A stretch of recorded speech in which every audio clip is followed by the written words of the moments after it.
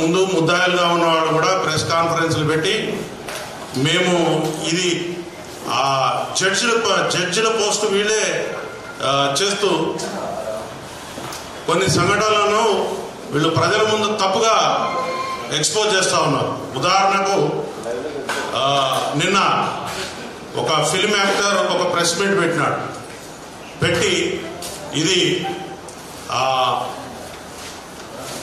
Accident ఎవరు తప్పలేదని చెప్తా ఉన్నాడు. ఆయన జడ్జి పదవి వహించి చెప్తా ఉన్నాడు.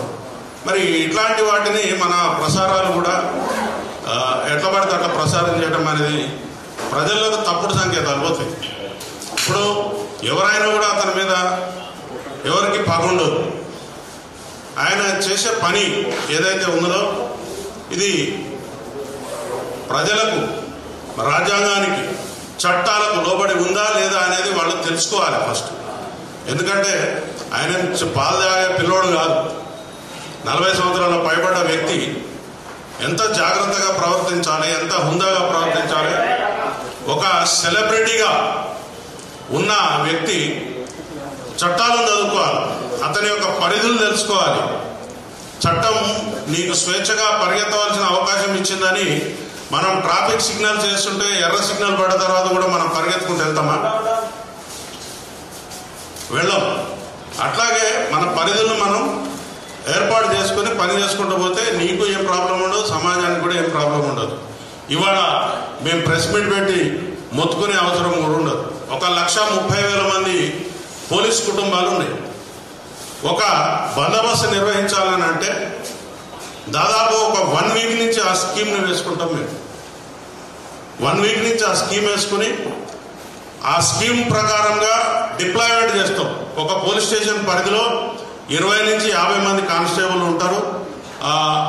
మిగిలిన ఆఫీసర్స్ ఒక 10 మంది, అట్లా 50 నుంచి 60 మంది సిబ్బంది మాత్రమే ఉంటారు. ఒక ఏరియాలో ఏదైనా ఒక జనం గుమిగూడే పరిస్థితి వచ్చినప్పుడు దానికి తగ్గట్టుగా బందోబస్తు చేసుకోవడం కోసం మాకు చాలా విధి విధానాలు ఉంటాయి. ఇప్పుడు నాకు అర్జెంటుగా ఉంది కాబట్టి, నాకు అర్జెన్సీ ఉంది కాబట్టి నాకు బందోబస్తు ఇవ్వండి, నేను ఒక 1,00,000 మందిని జమ చేసుకుంటా, 10,000 మందిని జమ చేసుకుంటా అంటే అప్పటికప్పుడు సాధ్యం కాని విషయం. అది దానికి ఒక ప్రొసీజర్ ఉంటుంది. ఆ ప్రొసీజర్ ప్రకారమే పోవాల్సి ఉంటుంది. కానీ మేము కాగితం ఇచ్చేసినాం, మరి పర్మిషన్ వచ్చిందా లేదా అనే విషయాన్ని కూడా పక్కకు పెట్టేసి మేము కాగితం ఇచ్చినాం, వెంటనే మీరు బందోబస్తు చేసుకోవాలి, నాకు అక్కడ ఎటువంటి నష్టం జరగకుండా చూడాలి అనే ఒక పద్ధతిలో కొంతమంది ప్రయత్నం చేయడం అనేది మంచి పద్ధతి కాదు. నేను ఈ ప్రెస్ మీట్ సందర్భంగా ముఖ్యంగా పోలీసులను నోటికొచ్చి మాటలు తిడతా ఉన్నారు ఒక్కొక్కడు. కొన్ని సందర్భాల్లో అయితే పొలిటీషియన్లు కూడా బూతులు తిడతా ఉన్నారు పోలీస్ ఆఫీసర్లు. అది మీడియాలో కూడా చాలా సందర్భాల్లో వచ్చింది. కానీ మేము సహించుకుంటూ ఉన్నాం. ఒక్క 10 నిమిషాలు పోలీస్ ఆఫీసర్స్ మేము మాకు ఉద్యోగం చేయమని వదిలిపెట్టిపోతే మీ బతుకులు ఎక్కడుంటాయో ఆలోచించుకోండి. ఎక్కువ తక్కువ చేసి ప్రతిరోజు కూడా మార్నింగ్ 6 o'clock నుంచి మళ్ళీ పొద్దుగాల 6 గంటల వరకు పోలీస్ ఆఫీసర్ డ్యూటీ ఉంటుంది. మరి భోజనం చేస్తాడా, మంచినీళ్ళు తాగుతాడా, ఆయనకి ఫెసిలిటీస్ ఉన్నాయా, ఇట్లాంటి వాటి గురించి ఎవ్వరు మాట్లాడరు. ఉన్న వాటిలో పరిసరాలను అర్థం చేసుకుని అక్కడికక్కడనే వాళ్ళు శారీరక అవసరాలు తీర్చుకుంటూ కూడా ఇల్లు వాకిలు పట్టకుండా పనులు చేస్తూ ఉంటారు. అందరూ పండుగలు చేసుకుంటుంటే పోలీస్ ఆఫీసర్ రోడ్ల మీద ఉంటాడు. అందరూ ఎంజాయ్ చేస్తామంటే పోలీస్ ఆఫీసర్ బయట గేట్ దగ్గర ఉంటారు. ఎందుకు? Trained officers. ఈ సమాజం కోసం ట్రైనింగ్ ఇచ్చిన ఒక వ్యక్తి ఆయన అన్ని పరిస్థితులను తట్టుకుని నిలబడతాడనే ఒక ఉద్దేశంతో ఆయన పనిచేస్తాడు. కానీ మేము కూడా మనుషులమే, మాకు కూడా ఆకలి ఉంటుంది, దప్పిక ఉంటుంది, ఫ్యామిలీ ఉంటుంది, అన్ని విషయాలు ఉంటాయి. మరి మా యొక్క స్థితిని వీళ్ళు గమనించకుండా ఏదో ఒక నోటికొచ్చిన మాట మాట్లాడి అవమానపరచడం కోసం ప్రయత్నం చేస్తా ఉంటే ఇది మంచి పద్ధతి కాదు. ఎవరి మీద ఎవరికి కోపాలు ఉండవు, తాపాలు ఉండవు. నువ్వు చట్టాన్ని అనుగుణంగా పనిచేస్తే నీకు ఒక మర్యాద ఉంటుంది. చట్ట ప్రకారం పోకపోతే మీకు రెస్పెక్ట్ ఉండదు. సింపుల్ విషయం ఇది. మీరు నాకు అక్కడ ఒక ఇన్సిడెంట్, నేను ప్రత్యక్షంగా చూడలేదు, కానీ ఆయన ప్రతి విషయాన్ని కూడా ప్రతి నిమిషానికి ప్రెస్ మీట్లు పెట్టడం, ఆయనకు నచ్చిన విషయాలు చెప్పడం, వదిలేయడం, ఈ సమాజాన్ని గందరగోళపరుస్తా ఉన్నాడు. అసలు ముద్దాయిగా ఉన్నవాడు ప్రెస్ మీట్ పెట్టచ్చా? ఆయనకు అది అధికారం ఉందా? ఆయన వారి యొక్క అభిప్రాయాలను ప్రజల్లో చెప్పొచ్చా? ఆయన రిమాండ్ ఖైదీ, ఆయనకు ఇంటర్మ్ బెయిల్ అయితే వచ్చింది, కానీ ప్రెస్ మీట్ పెట్టే అధికారం ఆయనకు ఉన్నదో లేదో నాకు తెలియదు, వారే చెప్పాలి. మరి ఇంకో విషయం కూడా చెప్పారు నిన్న. ఏం చెప్తా ఉన్నాడు? మీలాంటి ఒక మిత్రుడు ఆయన ప్రశ్న అడిగితే ఆ విషయాలు చెప్పకూడదండి, నేను కొంత అమౌంట్ ఇస్తున్నా, మా సుకుమార్ గారు ఇస్తున్నారు, ఇంకొకళ్ళు ఇస్తున్నారు, దాన్ని ట్రస్ట్ పెట్టి మేము వేరే రకంగా దాన్ని ప్లాన్ చేస్తున్నామని చెప్పినాడు ఆయన. ఆ విషయం చెప్తే ఏమవుతుంది? ఆయన కేసులో ముద్దాయి ఎవరైతే బాధితులు ఉంటారో వాళ్లకు ఇండైరెక్ట్గా బ్రైబ్స్ ఇవ్వడానికి ఎందుకు వస్తుంది? అసలు ఈ విషయాలన్నిటి కూడా కోర్టు వారి దృష్టికి తీసుకుపోయి ఆయన బెయిల్ క్యాన్సిల్ చేయవలసిన అవసరం ఎంతైనా ఉంటుంది. ఎందుకంటే చట్టవిరుద్ధంగా ఆయన ప్రెస్ మీట్లు పెట్టడం, ప్రజలను గందరగోళం చేయడం, లేకపోతే ఒక డిపార్ట్మెంట్ మీద మాకెవరు మంచిగానే ఉన్నారని చెప్పుకుంటూ కూడా బండలు ఇసిరేయడం అనేది మంచి పద్ధతి కాదు. మీరు చూశారు, ఏ పోలీస్ ఆఫీసర్ కూడా నన్ను సంప్రదించలేదు, చేతులకు అని చెప్పారు. ఆయన కాన్వాయ్ దగ్గర ఎవరైనా పోలీస్ ఆఫీసర్ మీకు కనిపించినారా? ఎంతో దూరంగా ఉన్నారు, 2 మీటర్లు 3 మీటర్లు దూరం ఉన్నారు. ఆ వెహికల్ దగ్గర ఎవరైనా కనిపించారా? చాలా మీడియాలో చాలా క్లిప్స్ వచ్చినాయి. ఆయన అక్కడ ఏం జరిగిందో అనే విషయాన్ని పక్కకు పెడితే ఆయన ఒక బాధ్యత గల పౌరుడిగా ప్రవర్తించలేదు అనే విషయాన్ని చెప్పగలుగుతారు. ఎందుకంటే ప్రాథమిక హక్కులు ఎంతైతే కఠినంగా మన అమలు పరచాలని కోరుకుంటామో ఆయన యొక్క విధులు కూడా ఉంటాయి. ఒక మనిషి బాధ్యతలు, విధులు ఉంటాయి. లేమ్యాన్ చదువురాని వాడు, ఈ సమాజంలో ఎటువంటి ప్రాతినిధ్యం లేనివాడు, నాకు ఈ చట్టాల గురించి తెలియదు అంటే నడుస్తుంది. కానీ నువ్వు సెలబ్రిటీగా ఉండి, నువ్వు కొన్ని వ్యవస్థలను శాసించే పరిస్థితిలో ఉండి, నువ్వు తిరగబడే పరిస్థితిలో ఉండి నాకు చట్టం తెలియదు, నేను వెళ్తా, నేను ఉంటా అంటే ఇట్ ఈస్ నాట్ కరెక్ట్. ఇంకొక విషయం ఏంటిదంటే, నా దగ్గర డబ్బులు ఉన్నాయి కదా అని 50 మందికి మనుషుల్ని పట్టుకుని పోయి ఎక్కడ పడితే అక్కడ దౌర్జన్యం చేయటం అనేది కూడా కరెక్ట్ విషయం కాదు.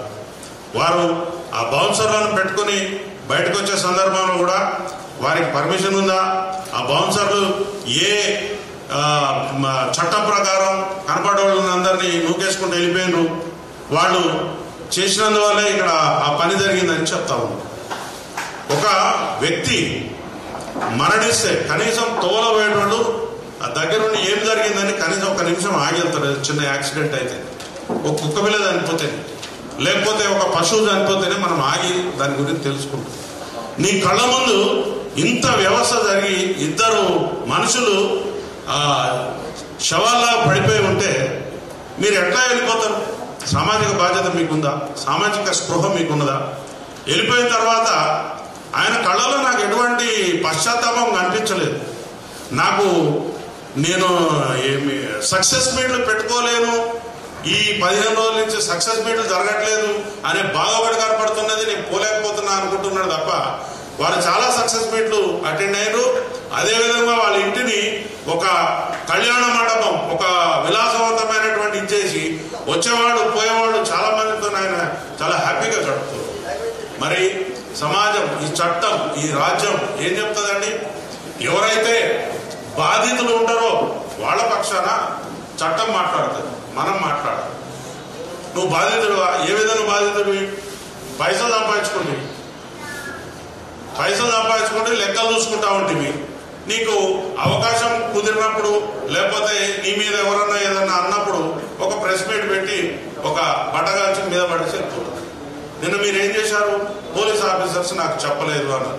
పోలీస్ ఆఫీసర్స్ చెప్పలేదు, నేను వెనక పంపితే పోతావా? అది రాత్రి పూట కాబట్టి అక్కడ జరిగిన సంఘటనకు ఎవరైతే సినిమాలకు వచ్చారో వాళ్ళు మాత్రమే అక్కడ చూడగలిగారు. కానీ అదే ఒక డే టైం అయితే అక్కడ ఎంత రచ్చ అయి ఉండేది, అక్కడ లా అండ్ ఆర్డర్ని అదుపు చేసే పరిస్థితి ఉండేదా? మీరే చెప్పాలి. ఎందుకంటే అవాంఛనీయ సంఘటనలు జరుగుతాయి. ఇక్కడ జరిగిన వాడు బాధితుడు కాకుండా పక్కనోడు కూడా ఏదో ఒక పని చేసిపోతాడు. అంత చిన్న ఇరుకైన స్థలంలో ఇంతమందిని గ్యాదరింగ్ వద్దు అని చెప్పి మా పోలీసు వారు చెప్పిన తర్వాత కూడా పోలీసు వారు ఎట్లా చెప్తారు సార్ అని మీరు అంటారు. ఒక అప్లికేషన్ నా దగ్గరికి వస్తుంది. ఆ అప్లికేషన్ మీద నేను ఎటువంటి రెస్పాన్స్ ఇవ్వకపోతే దాని మీద మీరు మాకు పర్మిషన్ వచ్చిందా లేదా అని కాగితం మీద రాపించుకుని తీసుకుపోవలసినటువంటి బాధ్యత ఎవరైతే నిర్వాహకుడు ఉంటాడో అనుకుంటారు. సింపుల్ విషయాలు. మనం ఒక ఇంటికి పోతాం, తలుపు కొడతాం, తలుపు తీయలేదని చెప్పి సక్క ఇంట్లో పోయి కూర్చుంటామా? నేను తలుపు కొట్టిన తర్వాత చాలాసేపు అడిగినా. నీకు ఒక బాధ్యత ఉంది, రెస్పాన్సిబుల్. అది పబ్లిక్ ప్లేస్. నువ్వు బాధ్యత ఉన్నప్పుడు ఆ రెస్పాన్సిబిలిటీని భుజం మీద తీసుకోవాలి. నువ్వు తెలుసుకోవాలా, తెలవకపోతే తెలుసుకోవాలి. కానీ నీ సినిమాలలో కూడా ఏం పెడుతున్నావు? ఓ పోలీస్ ఆఫీసర్లను నంగా చేసి బట్టలు ఇప్పి ఆ ఆఫీసర్ల మీద నువ్వు తుపాకులు పెట్టుడు, లేకపోతే ఇంకో రకంగా ఇంకో నీచమైనటువంటి ఇచ్చేసి. అసలు ఈ సెన్సార్ వాళ్ళు ఏ రకంగా ఈ పర్మిషన్లు ఇస్తున్నారో అర్థమవుతుంది. ఒక బాధ్యత కలిగినటువంటి ఒక పదవులు ఉన్నటువంటి ఒక పోలీస్ ఆఫీసర్ క్యారెక్టర్ నువ్వు తీసుకుని ఆయన బట్టలు చింపేసి రాత్రిపూట నువ్వు బట్టలు చింపి పోలీస్ స్టేషన్ వదిలిపెడితే ఆ పోలీస్ స్టేషన్ ఉన్న కుక్క కూడా ఆయనను గుర్తుపట్టదు. అట్లాంటి పరిస్థితులు నువ్వు సినిమా తీసే పద్ధతి అదే. నువ్వు సమాజానికి ఏమైనా సమాచారం ఇస్తున్నావు? పోలీసుల మీద పబ్లిక్ తిరగవాడమంటున్నావా? మరణవాడి పోలీసుల మీద చట్టాన్ని చేతిలో తీసుకుని పబ్లిక్ లో అన్రెస్ట్ చేయాలని చూస్తున్నావా? స్టేట్ అనేది ఏంటిది? రాజ్యం అనేది, రాజ్యంలో ఒక పద్ధతి ఉంటుంది, దానికి ఒక రాజ్యాంగం ఉంటుంది, చట్టాలు ఉంటాయి. చట్టాల ప్రకారం మనం బతకాల్సిన అవసరం ఉంటుంది. ఎవరైనా కూడా ప్రతి విషయాన్ని కూడా మన సొంతంగా చేతుల్లో తీసుకోకూడదు. ఇంట్లో కూడా నీ పిల్లల్ని నువ్వు కొడతావంటే 1-2 సార్లు వాడు మరవాడతాడు.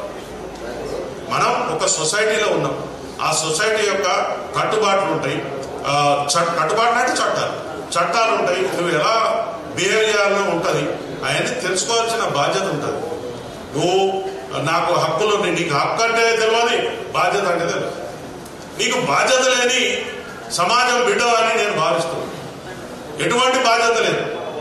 130 మంది 1,30,000 కుటుంబాలు ఉన్నటువంటి పోలీస్ డిపార్ట్మెంట్ ఈ సమాజాన్ని ఆర్డర్లో పెట్టడం కోసం అనునిత్యం ప్రతిరోజు ప్రతి క్షణం పనిచేస్తా ఉంది. నీలాంటి వీరులు శూరులు చాలా మంది వచ్చారు, కాలగర్భంలో కలిసిపోయారు. నువ్వేదో ఆ సినిమాలో డైలాగులు వేసి అది లేదు ఇది లేదు చేస్తే మొత్తం నీ రీళ్ళన్నీ కట్ అయిపోతాయి. నీ రీళ్ళన్నీ కట్ చేస్తాం. ఒక పోలీసు కూడా నీ దగ్గర రావద్దని మేము చేసినాం అనుకో, ఎట్లుంటుంది? రేపు నువ్వు పబ్లిక్లో తిరగలుగుతావా? ప్రైవేట్ సైన్యాన్ని భయమాలను నల్ల బట్టలు వేసుకుని ఆయనకి ఏం తెలుసు? ట్రైనింగ్ చేసింది ఆయన. చట్ట ప్రకారం ఆయనకు ఉందా? చట్ట ప్రకారం ఆయనకు తుపాకులు పట్టుకుని నీ వెనకాల పబ్లిక్ని దొమ్మిలకు ఉసుకొల్పే అధికారం ఉందా మీకు? లేదు. చక్కగా సన్నాయి నొప్పులు నొక్కుతా ఉన్నారు అక్కడ వచ్చి. మీరు అసలు రెస్పాన్సిబిలిటీ లేదు నీకు, పబ్లిక్ రెస్పాన్సిబిలిటీ లేదు. వచ్చినావు ఈ జూబ్లీ హిల్స్ లాంటి ఇవి తెలంగాణ గడ్డకు హృదయం లాంటి జూబ్లీ హిల్స్ లా రూపాయలు ఖర్చు పెట్టకుండా భూములు జాగ్రత్త వచ్చినాయి మీకు. అవి పబ్లిక్ పైసలు, ప్రజల యొక్క సొమ్ము. నువ్వు ఒక ఇండస్ట్రీని డెవలప్ చేస్తావని చెప్పి మీకోసం మా త్యాగాల మీద మేము ఇచ్చిన సొమ్ము తీసుకున్నారు. ఎంజాయ్ చేయండి, కట్టుకున్నారు, రిలీజ్ అయిందా ఉండండి. కానీ మీరు అక్కడ ఎటువంటి దుర్మార్గాలు చేస్తున్నారు అంటే అడిగేటోడు లేడని, క్వశ్చన్ చేసేటోడు లేడని మీ ఇష్టం వచ్చినట్టు నాటకాలు చేసుకుంటూ పోతే సమాజం ఊరుకో. ముఖ్యంగా ఎవడో ఒకడిగా కడుపు మండుతుంది. దానికి తీవ్రంగా మీరు భారీ మూల్యం చెల్లించవలసి ఉంటుంది. చట్టం, యాక్ట్, చట్టం తెలుసుకుని చట్టాన్ని గౌరవిస్తూ చట్టం పరిధిలో ఉంటేనే ఈ దేశంలో పౌరుడవుతావు. లేకపోతే ఈ రాజ్యంలో నీకు ఎటువంటి స్థానం ఉండదు. నాకు కొమ్ములు ఉన్నాయి, లేకపోతే నాకు అపరిమితమైనటువంటి పవర్స్ ఉన్నాయి, నాకు తుపాకులు ఉన్నాయి, కత్తులు ఉన్నాయి, కటారులు ఉన్నాయి అంటే ఏం జరిగింది?